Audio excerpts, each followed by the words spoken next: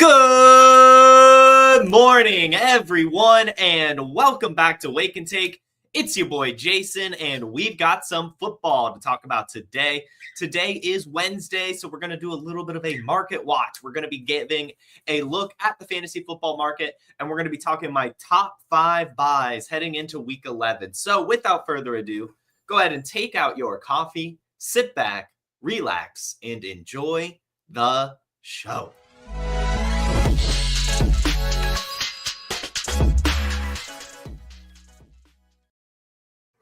And we're here. Thank you all so much for tuning in. Shout out to you, our fearless producer, Dustin, Alex, Lucas, Louie, Alex again, Terminal Sarcasm, and Jamie. Glad to see you all in the chat this morning. Here, listening to my football takes. Really appreciate it. And yeah, if you're wondering where my background is, I have no clue. It's just not working. So, hey, we're just using my regular room. You get to see my room today. Nothing is working.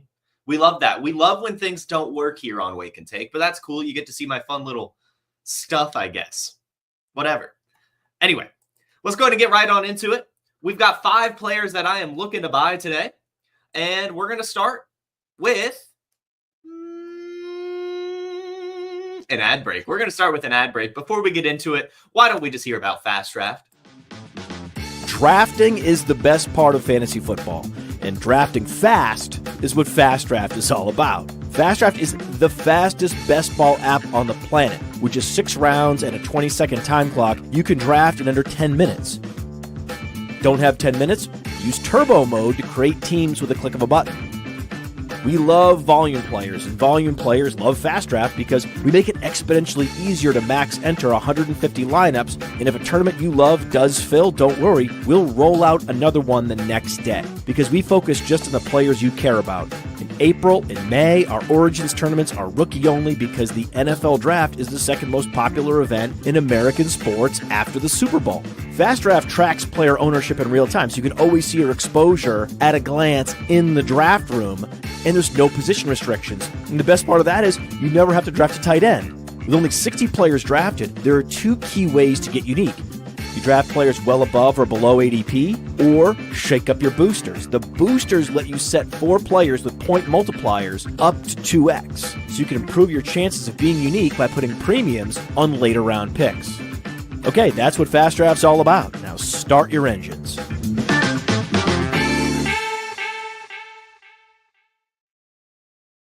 Fast Draft. Why are we doing a Fast Draft ad? You can't even draft. Psych, yes you can. DFS is now launched on Fast Draft. So if you want to try our weekly contest tournaments, you can do that now. It's $5 to enter. You draft a team of 6 players, and that's your team for the week. We're going to have it every week. It's called Flex 6 Frenzy. It's awesome, awesome stuff. Fast Draft. It's just continuing to grow, just like Player Profiler. So is Fast Draft. Going to the moon. Highly recommend checking that out. Getting involved in the Fast Draft DFS. So we've got Market Watch. We've got players to buy. And we're going to start with Caleb Williams. Right? I mean, we're buying Caleb Williams. We have no sells today. We're only doing buys. And Caleb Williams, at this point in time, I'm just not sure that there's going to be another buying opportunity like this, being completely honest. It seems that so many people are out on Caleb Williams now, and it's really not his fault. Got to be honest with you. We talked about it all offseason, right? That we were selling Caleb Williams, that he was way too overvalued, that we had to watch him play football first because it's likely that he was going to struggle. Even with those weapons, it was still a bad coaching staff and a bad offensive line. And what have we seen? Well, the bad offensive line has hindered his gameplay tremendously, and the coaching staff has hindered his gameplay tremendously.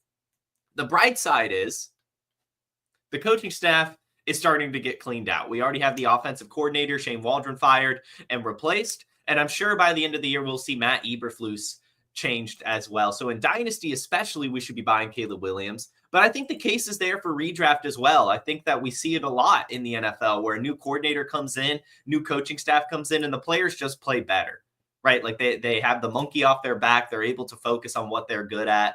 and just play ball. And I think that in particular is what's going to help Caleb Williams. He is very much like a backyard football type style of quarterback, very improvisational. And I know that Shane Waldron's system is one that isn't conducive to offensive success. I mean, we've all seen the clip of Jackson Smith and Jigba, asked about the hiring of Shane Waldron in Chicago, how he thinks Caleb Williams will do and all that stuff. And he, just basically said, like, best of luck to him, right? Like, he knows that offense is not a good one. And we knew that too. It's over now, though. And Caleb Williams has shown some promise. Yeah, it has been awful the last few weeks. And really this season, he's only the QB 21. But over the last 3 weeks, he only has one game over 200 yards and hasn't once had a touchdown over the last 3 weeks. But if you go before that, weeks 5 and 6, he crushed it, right? He had over 500 passing yards and 6 passing touchdowns in those 2 games combined, and had 2 top 7 quarterback fantasy finishes in those weeks. So he's shown a ton of promise. Even in week 3 against the Colts, right? He had 363 pass yards as a rookie, right?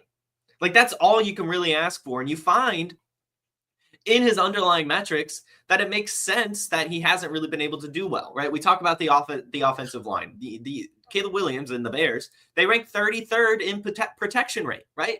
Literally not even a top offensive line in the league, outside of the top 32. That's how bad it is, right? Like, it has been awful.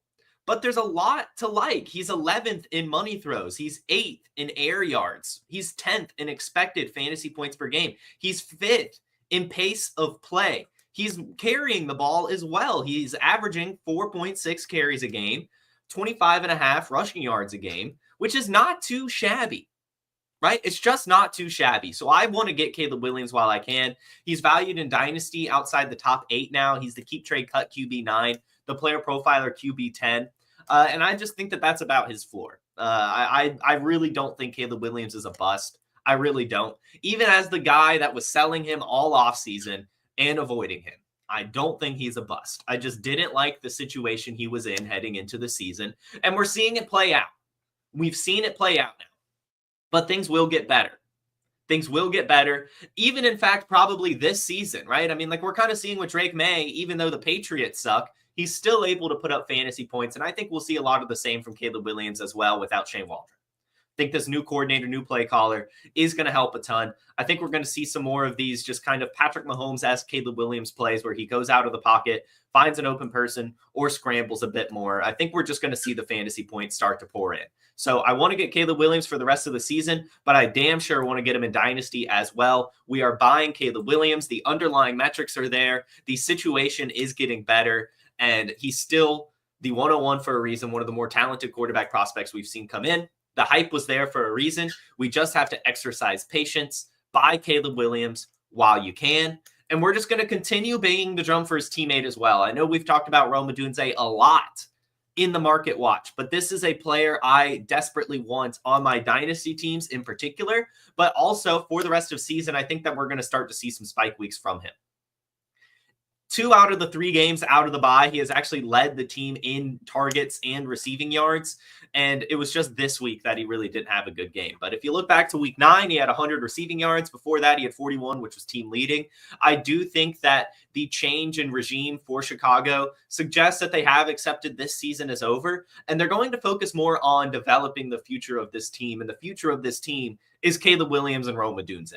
And Rome Odunze will develop into the wide receiver 1 in Chicago. So I just want to get him while I still can, especially in Dynasty. But I think redraft as well, he's going to be pretty special going down the stretch, right? I mean, we've seen a couple big games from him so far this year. He had 23 points in week 3, 15 in week 9. And some of his underlying metrics are not too bad either. It's not great, really. I mean, it is a crowded team, and they haven't been passing the ball a lot in terms of feeding him the ball. But still, he's 7th in average target distance and is just, I mean, like, really just fine. Like 18th in air yards, 27th in air yard share, 22nd in routes run. Like, he's just doing fine. But I do think that as the Bears kind of trend towards this lost season and want to develop their players, Rome Odunze is going to become a huge part of the game plan alongside Caleb Williams. And so I desperately want to try to get him while I can. On keep trade cut, he's actually the Dynasty wide receiver 20. That's crazy to me. On Player Profiler, we have him way higher. He's the Dynasty wide receiver 12 on the Player Profiler Dynasty rankings. I just think that's a lot more apt. This is one of the better prospects we've seen. He was taken in the top 10 for a reason. His best comparable player on Player Profiler is Justin Jefferson for a reason. Hyper athletic, great head on his shoulders, super hard worker. I want Rome Odunze so bad. He's a stud. Get him while you can in both Dynasty and Redraft. All of these are Dynasty and Redraft, pretty much. I'm going to be honest with you. Now, Rome Odunze and Caleb Williams, they're more Dynasty focused than the rest. So I wanted to go ahead and knock those out. Those are mostly Dynasty buys, but I think the case is there for Redraft as well for the Bears to kind of have a better second half, second third of the season. I really want to get them all. I think we've seen it before, right? Where the new coaching staff, new coordinators come in and the offense just looks better because the monkey is off their shoulders and they're able to play ball the way they want to play ball. And that just generally is conducive to success. So we're buying the Bears, but specifically the young nucleus, Caleb Williams and Rome Odunze. Next up, we're going to Nico Collins.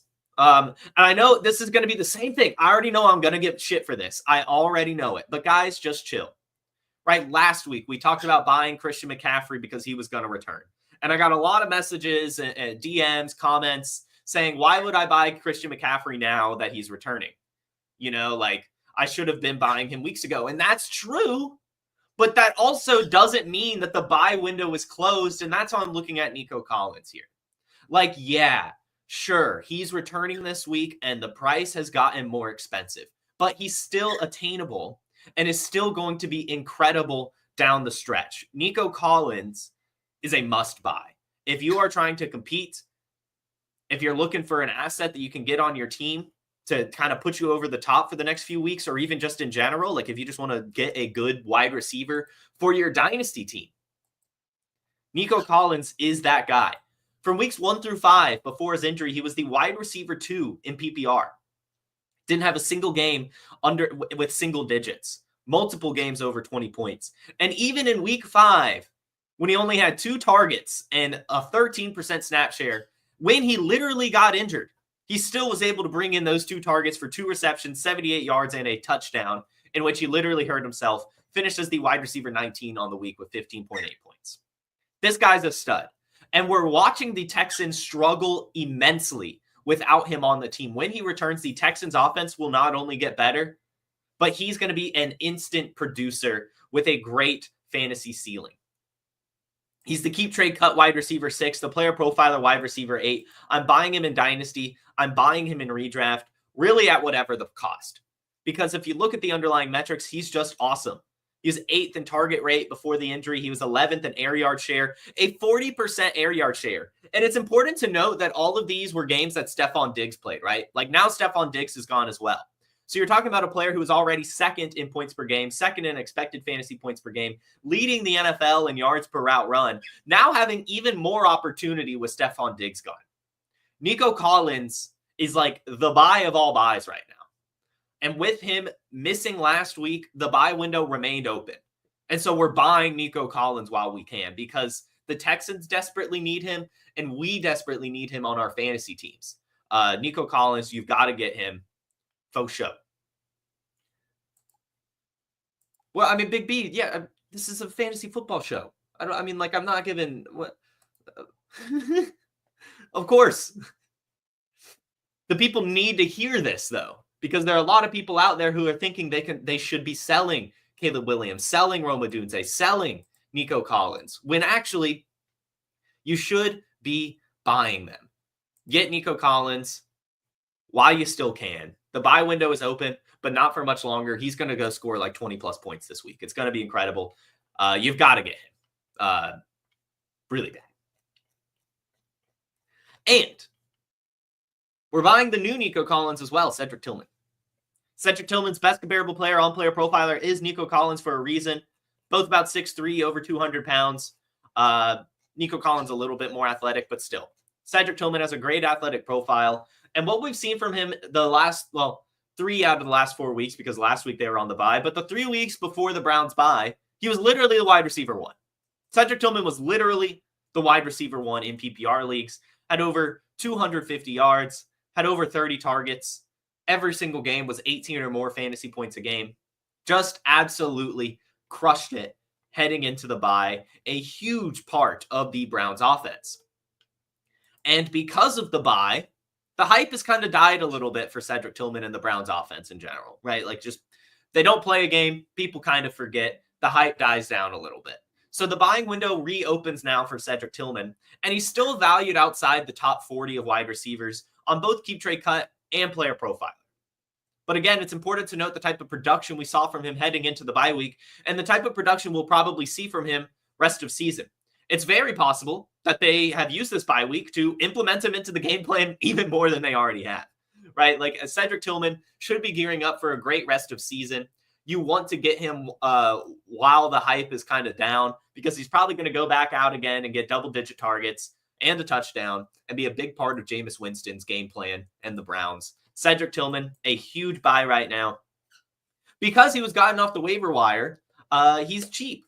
You know, like, you should be able to get Cedric Tillman for an easy price, and it's probably worth whatever price you're going to pay for the type of production you're going to get. I mean, like, you're getting Nico Collins production for, like, Deontay Johnson prices. So Cedric Tillman, big buy, huge value right now. And since they were on the bye last week, the hype has kind of died down a little bit, and fantasy managers have kind of, the short-term memory kind of plays into effect here, and they've kind of forgotten what he is able to bring. And remember, just, I got him off the waiver wire, I should probably try to sell him while I can. But I don't think that's the case. I think we should be buying Cedric Tillman. I think he's a stud. And yeah, I think a second is a fair price. I think I would throw a second his way, and then also maybe see what type of players I could use to swap. And the final buy is Jonathan Taylor. This one's big to me because, I mean, he's incredible. I mean, this is one of the better running backs in the league, right? Like, Jonathan Taylor, up until this season, was kind of touted as the Dynasty RB1. Tons of people wanted him. He was awesome, super athletic, injury concerns, bad offense, yada, yada, yada. But this year, he's actually been pretty incredible. Really incredible, I've got to be honest with you. But because of the injury, you know, his value has gone down a little bit. He's acquirable. And I just don't think he really should be. He's the Keep Trade Cut RB8, the Player Profiler RB7. But on the season is the RB25 because of his injuries. But he only has one game with single-digit points this season, and that was last week, well, I guess 2 weeks ago, when he returned from his injury in week 9. Last week, though, he had 122 total yards and 14.2 fantasy points. Literally, if he scored a touchdown, Jonathan Taylor would have been looked at way differently than he is right now. But because he didn't score a touchdown, he's still kind of disappointing. He hasn't shown a true ceiling since returning from injuries, so he's still very acquirable. And if you're contending, Jonathan Taylor is the perfect buy. Because if you look at the playoff schedule, week 16 and 17, the Colts take on the Titans and the Giants. Those are supreme matchups for a fantasy running back, especially one like Jonathan Taylor, who's hyper athletic, super explosive, and is getting the type of volume he is. He's leading the NFL in opportunity share and finds himself in the top 5 of dominator rating, breakaway runs, shotgun carry rate, a ton of things. Snap share, finds himself 6th in explosive rating. I mean, this guy is just killing it so far this season. And I think that he is one of the true elite running backs in the NFL, but he's not really being valued in that right now. He belongs in the Devon Achane, you know, Jahmyr Gibbs, Bijan Robinson, Breece Hall tier, but he's not really in it right now. So I would be looking to buy him. The playoff schedule is juicy. The volume he's getting is juicy. He's trending in the right direction in terms of his health as well, with just having 122 yards against the Bills. Try to buy Jonathan Taylor if you can. Get him on your teams. Should have a great rest of season. Should be fun. So those are our top 5 buys. Caleb Williams, Rome Odunze, Nico Collins, Cedric Tillman, and Jonathan Taylor. That was our Market Watch. Let's pop into the chat and see if we have any questions. I'm going to go up to the top and scroll down. Would you rather get Madison or Estime off waivers? I would rather get Estime. Am I a vocalist? I did sing in my life. I have sung in my life. I like to sing. But no, I don't think I would classify myself as a vocalist. You have a trade question. You would get A.J. Brown in a second-round pick for 2 firsts. Yes, I would do that. I would definitely do that. That's a fun trade.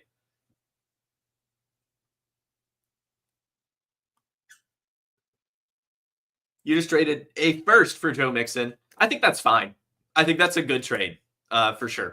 Actually, I mean, the type of production you're getting from him right now is unbelievable. Should help make a push for the playoffs, as you said. And hopefully that first turns into a late first. Joe Mixon, I believe it's like a 3-year contract in Houston, if I'm not mistaken. So I think he has dynasty value as well on that team. I think it was a 3 year. Is it a 2-year? Hold on. Pulling up his contract. Yeah, he's still under contract for 2 more years after this. They might take the out after next season, but still. Joe Mixon, I think, is a fun player to try to acquire right now as well. Good move. I think a first is totally fine.